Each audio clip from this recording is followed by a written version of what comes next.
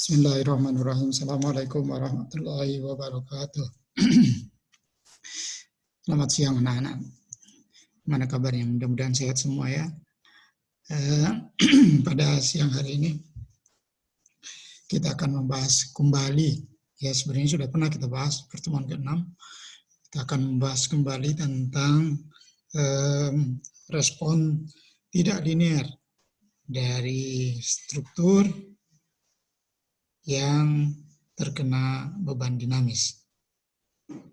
Strukturnya sekarang tidak linear. Itu bedanya antara apa yang kita akan bahas pada siang hari ini dengan yang selama ini kita bahas. Ya. Oke, saya kira modulnya bisa dibuka. Jadi saya juga akan sharing screen di sini. Bentar.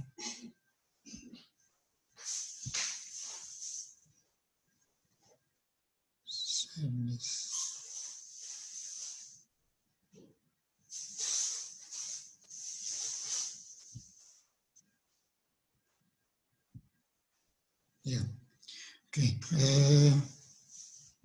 Ini adalah halaman. Saya harus mulai dari halaman pertama.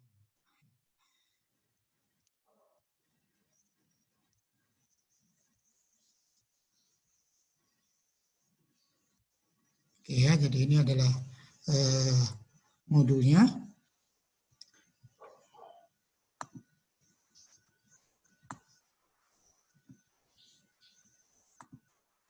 Oke, yaitu tentang respon sistem struktur tak linear.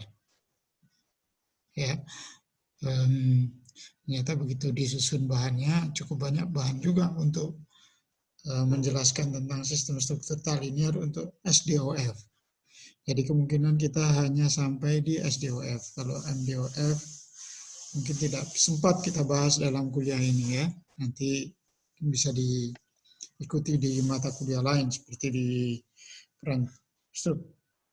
mata kuliah perancangan struktur gedung mungkin akan diperdalam lagi lebih lanjut dari dinamika struktur dan rekayasa gempa. Di mata kuliah ini hanya diberikan dasar-dasar pengetahuan filosofi di belakang ya. Penerapannya segala macam itu nanti menjadi satu urusannya di mata kuliah perancangan struktur gedung. Baik ya, jadi selama ini kita sudah membahas tentang perilaku dinamis dari sistem derajat kebebasan tunggal yang didasarkan pada anggapan bahwa gaya pegas atau restoring force ya itu selalu sebanding dengan simpangan. Ya, jadi simpangan dikalikan sesuatu parameter yang kita sebut dengan konstanta pegas itu akan menghasilkan gaya pegas. Ya, namanya juga konstanta pegas, jadi selalu konstan besarnya.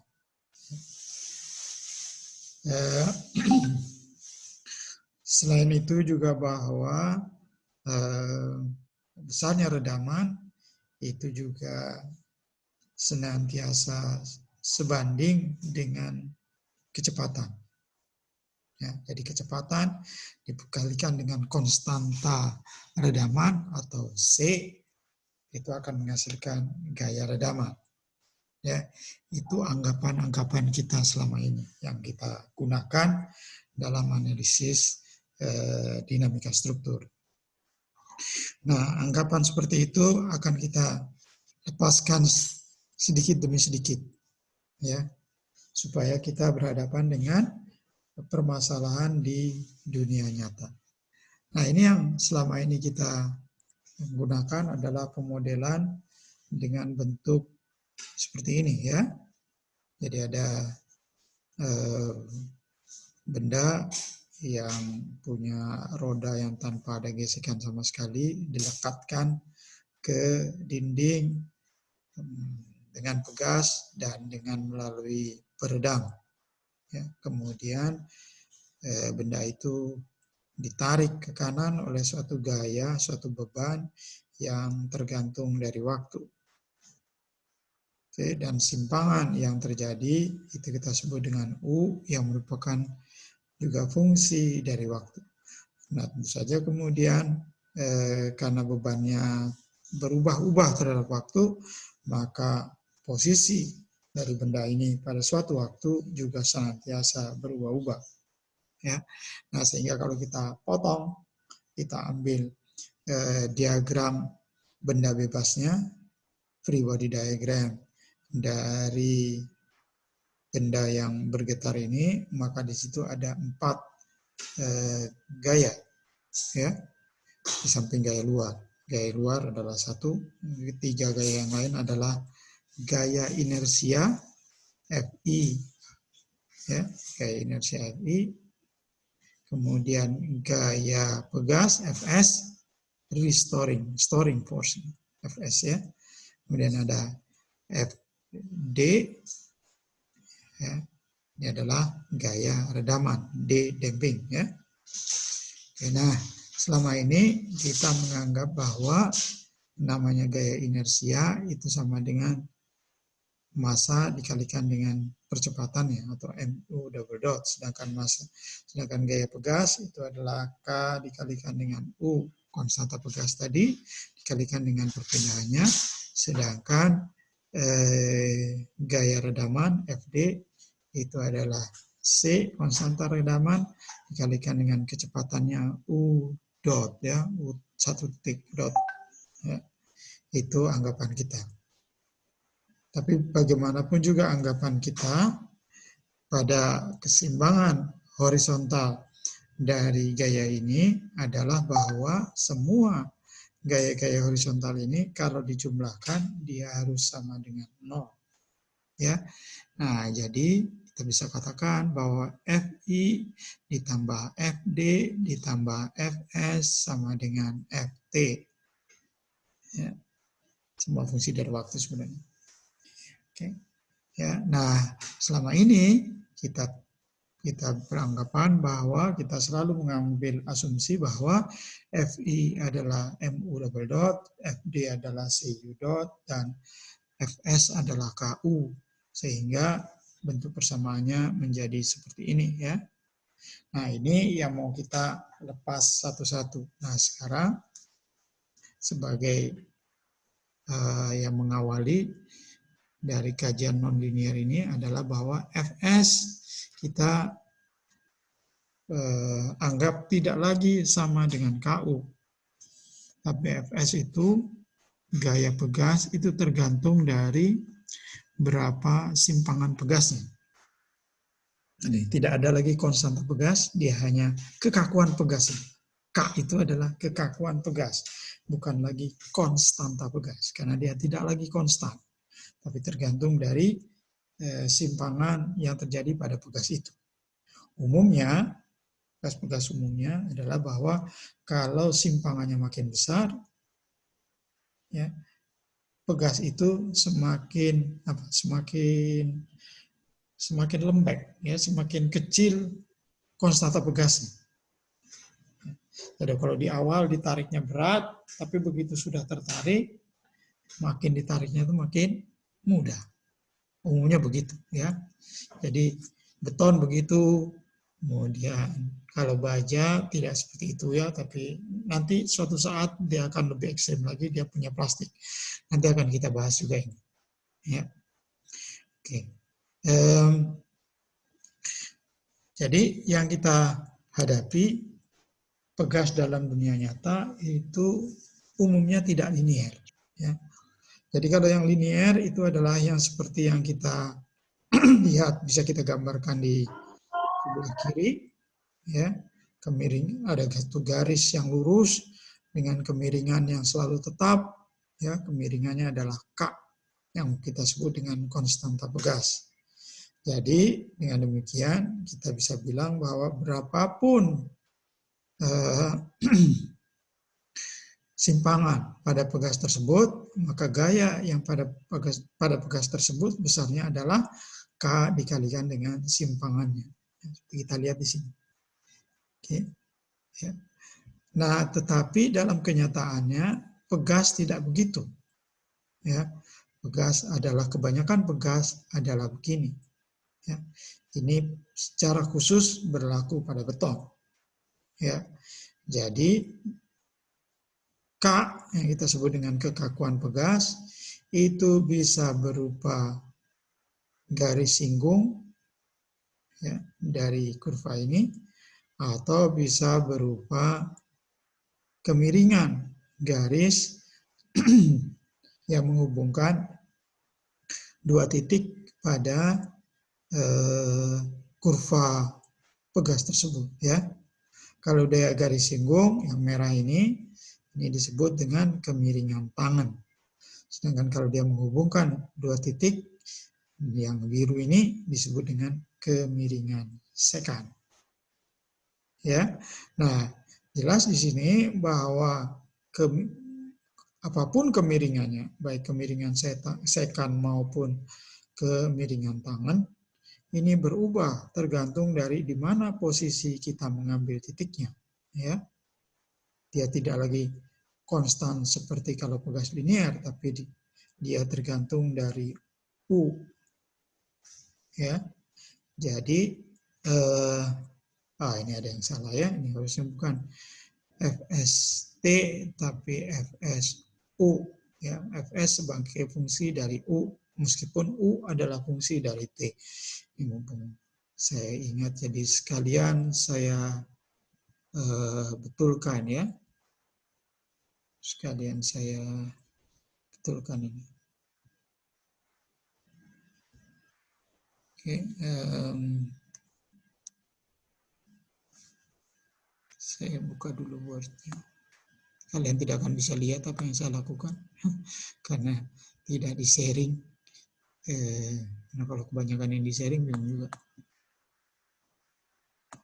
Oh, oke. Ya, agak sulit ternyata. Nanti saya akan ubah. Baik. Jadi kembali ke sini. Jadi pada pegas tidak linear itu kekakuan pegas akan tergantung dari simpangannya. Semakin besar simpangannya, kekakuannya semakin kecil atau semakin lentur ya. Nah, jadi kalau kita kembali ke persamaan gerak tadi, perumusan keseimbangan gaya arah horizontal yang kita dapatkan adalah ini ya, MU double dot ditambah dengan CU dot ditambah dengan Fs yang fungsi dari U itu sama dengan Ft. Ya. Nah, tentu saja kita bisa bilang bahwa kalau T-nya sama dengan TI, ya, maka U adalah UTI, ya. U adalah UTI. Dan UTI itu kita sebut saja, biar gampang, biar nggak sebut-sebut TI terus, kita sebut saja dengan UI. Jadi UI sama dengan UTI. Nah, begitu juga nanti U.I adalah U.TI. U.I adalah U.TI. Nah, sehingga kalau seperti itu penulisannya, maka persamaan gerak ini menjadi persamaan gerak persamaan sebelah satu ya. MU.I ditambah CU.I ditambah FSUI sama dengan FTI itu pada saat TI. Nah, tentu saja kita bisa menulis persamaan gerak yang sama, tapi T-nya sudah berubah, misalnya menjadi TI plus delta T, atau TI plus delta T itu kita sebut juga dengan TI plus 1. Ya. Nah, sehingga pada saat TI plus 1 itu persamaan geraknya adalah yang persamaan 11/2. Ya. Nah, sehingga kita juga bisa bilang bahwa kalau persamaan 11/2 itu kita kurangi dengan persamaan 11/1, maka kita akan dapatkan MUI double dot ditambah dengan C delta UI dot ditambah delta FS UI sama dengan delta FI. Tentu saja di sini yang dimaksud dengan delta UI double dot adalah UI double dot dikurangi, UI plus 1, UI plus 1 double dot dikurangi UI double dot. Oke. Dan seterusnya, yang delta UI dot itu juga begitu, dan delta FS dot juga begitu, ya. Baik, nah jika diasumsikan bahwa meskipun kita tahu bahwa K itu selalu berubah-ubah terhadap U, ya, tapi kita akan mengasumsikan, ya, bahwa K itu dalam jangka waktu antara UI sampai UI plus 1 besarnya adalah konstan. Ya, jadi kalau kembali ke gambar 11,2 yang kanan, yang B, ya, kita bisa katakan bahwa K itu tergantung dari U, ya, akan berubah-ubah besarannya tergantung dari U. Tapi dalam selang waktu antara UI dalam selang antara UI dan UI plus 1, ya, harga K itu kita anggap konstan, ya, dan yang berlaku adalah harga K yang ada di awal sini. Jadi kita bisa katakan bahwa kekakuan pada saat UI itu adalah KI, ya, dan KI itu konstan sampai UI plus 1. Ya. Nah, nanti di selang berikutnya juga begitu, ya. Jadi misalnya dari UI plus 1 sampai UI plus 2, kita katakan bahwa K-nya konstan di selang itu. Berapa besarnya K konstannya itu? Besarnya adalah KI plus 1. Itu di sini. Ya. Nah, itu anggapan kita. Karena kalau semuanya tidak konstan, itu kita tidak bisa menyelesaikan persamaannya. Oke. Ya. Nah, jadi kalau demikian, maka kita bisa bilang bahwa Fs UI ini adalah KI delta UI. Jadi gaya pegas, keseluruhan gaya pegas, itu adalah KI karena dia delta sifatnya. Jadi deltanya hanya ada di U saja, tidak ada delta K. Ya. Nah, sehingga kita bisa menyatakan persamaan 11,3 ini menjadi persamaan 11,4. 11,4 inilah yang akan kita coba untuk selesaikan. Ya. Oke. Nah, kembali ke definisi tadi, ya, 11,4 ini yang dimaksud dengan delta itu adalah ini, ya. Delta UI adalah UTI plus delta T minus UTI, dan begitu juga dengan kecepatan dan percepatan seperti di persamaan 11,5. Oke. Nah, sekarang kita usahakan untuk mengetahui bagaimana respons dari struktur dengan persamaan pengatur atau governing equation atau dengan equation of motion dengan persamaan gerak seperti 11,4. Nah, tentu saja seperti juga pada kasus yang linier, responsnya itu bisa kita peroleh kalau kita mengintegrasikan, ya, persamaan gerak. Persamaan geraknya kita integral, kita akan sampai di responsnya. Yang kita cari-cari itu responsnya. Nah, sebenarnya banyak metode, ya, untuk menyelesaikan persamaan 11,4 ini. Banyak metode. Tapi metode yang paling efektif dari integrasi persamaan gerak ini adalah satu metode yang disebut dengan metode integrasi langkah demi langkah, step by step integration method. Ya. Nah, ini didasarkan pada beberapa ketentuan, ya, metode ini. Ketentuan pertama adalah bahwa penambahan waktu delta T itu sama besarnya ya sepanjang analisis. Ya. Jadi seperti kalau ditugas kan misalnya kita pernah diminta kan hitung rendutan dari T sama dengan 1 atau dari T sama dengan 0 sampai T sama dengan 50. Ya, kita hitung begitu sampai T sama dengan 0 sampai T sama dengan 50 detik. Ya. Maka kita akan menghitung rendutan T-nya sama dengan, kalau waktu T sama dengan 1, T sama dengan 2, T sama dengan 3, dan seterusnya sampai 50. Ada juga yang kemudian bertanya kepada saya, Pak, itu kalau T-nya saya buat 10 aja gimana? Jadi ngitungnya T sama dengan 0, T sama dengan 10, T sama dengan 20, T sama dengan 30, T sama dengan 40, baru begitu 40, baru T-nya diubah menjadi 11. Jadi 40, kemudian 41, 42, 43, dan seterusnya sampai 50. Ya. Apa tujuannya? Tujuannya biar nggak banyak-banyak ngitungnya. Ya. Ya boleh aja. Tapi itu bukan metode integrasi langkah demi langkah. Integrasi langkah demi langkah itu begitu kita menetapkan suatu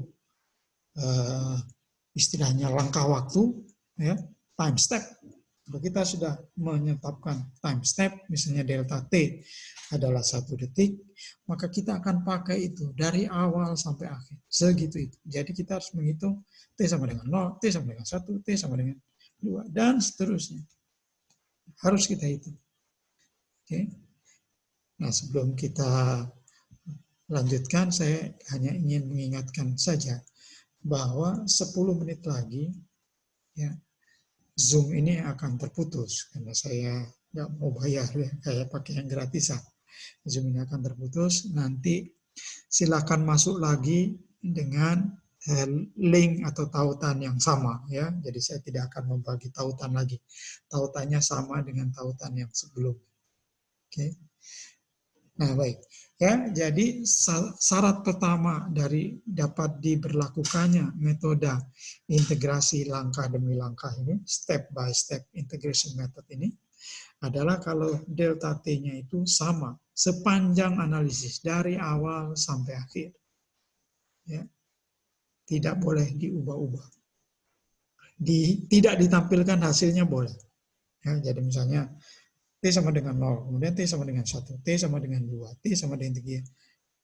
Ini mah cuma pengulangan ya, jadi saya nggak mau menampilkan ini. Saya tampilkan hanya T sama dengan 0, kemudian nanti T sama dengan 10, kemudian T sama dengan 20, baru nanti begitu T sama dengan 40, saya tampilkan semua. T sama dengan 41, 42, 43, dan seterusnya. Itu boleh kalau tidak ditampilkan.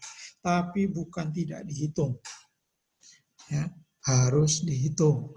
Itu syarat untuk melakukan metode integrasi langkah demi langkah. Memang ada metode integrasi ya yang bisa membuat loncatan semacam ini. Tapi itu nanti kita pelajari kalau sempat, atau nanti di S2 ya kita pelajari, atau mungkin di S3 kalau memang kita memerlukan cara-cara seperti itu. Nah, untuk sekarang kita tidak menggunakan seperti itu. Yang kita gunakan adalah selalu delta T itu tetap dan selalu digunakan ya. Oke. Nah, pada awal selang waktu, ketentuan yang kedua adalah pada awal selang waktu kita selalu melakukan penilaian terhadap keseimbangan dinamis. Ya, artinya di awal selang waktu itu kita butuh berapa K, berapa kekakuan pegas di setiap awal langkah waktu. Jadi pada saat T, I, ya, kalau selangnya itu adalah antara TI dan TI plus 1, maka di saat TI itu kita selalu mengevaluasi persamaan gerak, ya, persamaan dinamisnya seperti apa. Nah, tentu saja kalau kita melakukan evaluasi persamaan gerak itu, kita akan membutuhkan KI.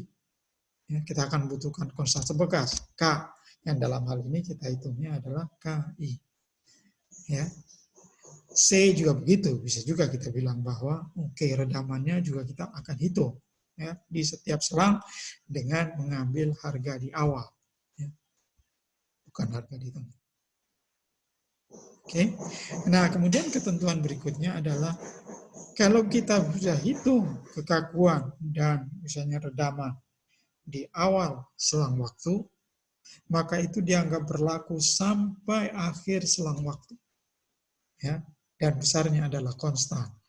Jadi KI itu dianggap berlaku dari TI sampai TI plus 1. Ya, hanya sampai TI plus 1, bukan sampai akhir. Ya.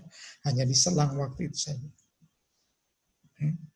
Jadi dianggap tetap dan konstan selama selang waktu delta T tadi, yang adalah TI plus 1 minus TI. Oke. Nah, kalau gitu linear dong berarti analisa yang kita lakukan. Tidak linear ya. Karena nanti kalau kita berpindah selang kita hitung lagi. Ya, besarnya K dan besarnya C. Dan hasilnya bisa sangat berbeda dengan harga K pada awal selang terdahulu. Bisa sangat berbeda. Jadi K-nya tetap tidak linear. K-nya tetap tergantung dari U, tetapi dia dianggap konstan selama jangka waktu atau selang waktu delta T. Oke. Nah, secara sederhana, metode integrasi langkah demi langkah ini ada dua macam. Ya, yaitu yang kalau selama delta T itu percepatannya juga tetap, ya, atau selama jangka waktu delta T itu percepatannya berubah. Yang kalau anggapan percepatannya tetap itu kita sebut dengan metode percepatan tetap atau constant acceleration methods. Ya. Sedangkan kalau yang berubah kita asumsikan berubah linear, jadi namanya menjadi metode percepatan linear atau linear acceleration method. Ya, jadi dari metode integrasi langkah demi langkah itu ada terpecah dua. Ya. Yang pertama adalah metode percepatan tetap, pecahan berikutnya adalah metode percepatan linear. Nah, pada modul kali ini kita akan membahas juga metode yang ketiga dari metode integrasi langkah demi langkah ini, yaitu metode Newmark-Beta. Ya, jadi di samping metode percepatan tetap, metode percepatan linear, kita juga akan menggunakan metode Newmark-Beta. Metode Newmark-Beta. Oke.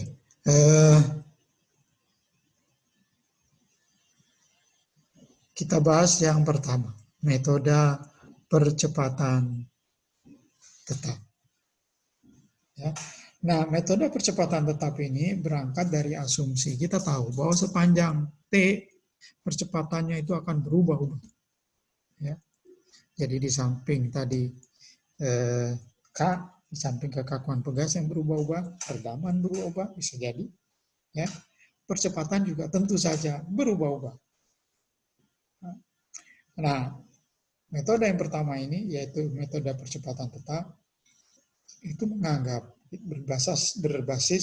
berdasarkan pada anggapan bahwa dalam selang waktu delta T yang sedang kita tinjau percepatannya tetap.